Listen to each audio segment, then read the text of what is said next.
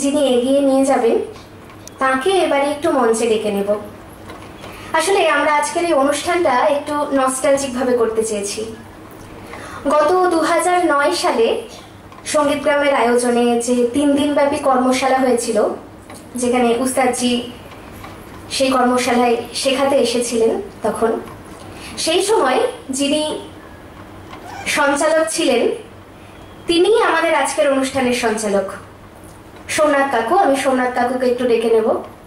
এবং শুধু সঞ্চালক ছিলেন তা নয়, গুরুজির থাকা এবং আরো বিভিন্ন কাজে সোমনাথ কাকু তখন সাহায্য করেছিলেন। কাকু, তুমি চলে এসো মঞ্চে।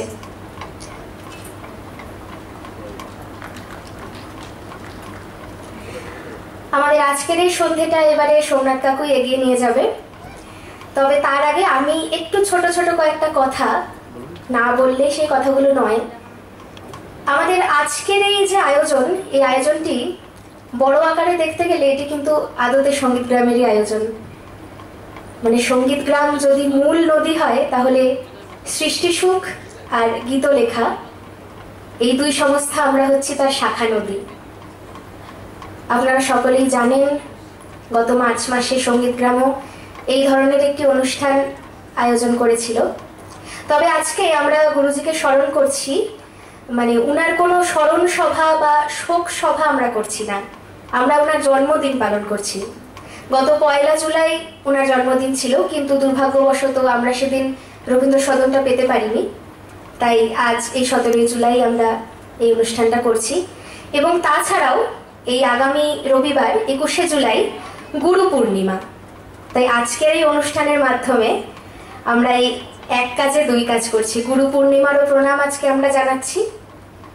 হ্যাঁ, আজকে আমার গুরু এবং নন্দন কাকু দুজনেই গান গাইবেন, এবং তাদের মাধ্যমে তারাও যেমন গুরু প্রণাম জানাবেন, তাদের মাধ্যমে আমরাও গুরু প্রণাম জানাবো। আমি মাইক্রোফোনটা তুলে দেবো সোমনাথ কাকুর কাছে।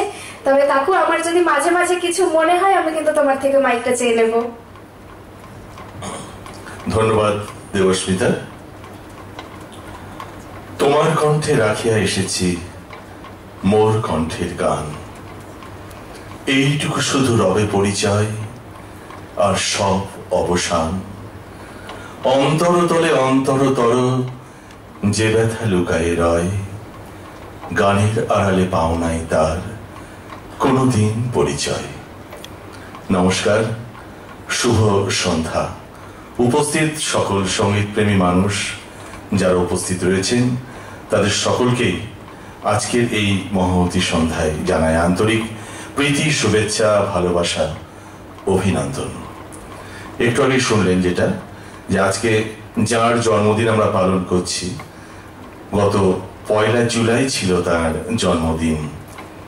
কিন্তু সেই দিনই সেটা পালন করার কথা ছিল, কিন্তু আমাদের এখন রবীন্দ্র সদনের প্রশাসনিক কারণে সেটি সম্ভব হয়নি। তাই আজ 17 জুলাই আমরা সেটা পালন করছি। ওস্তাদ রাশিদ খান।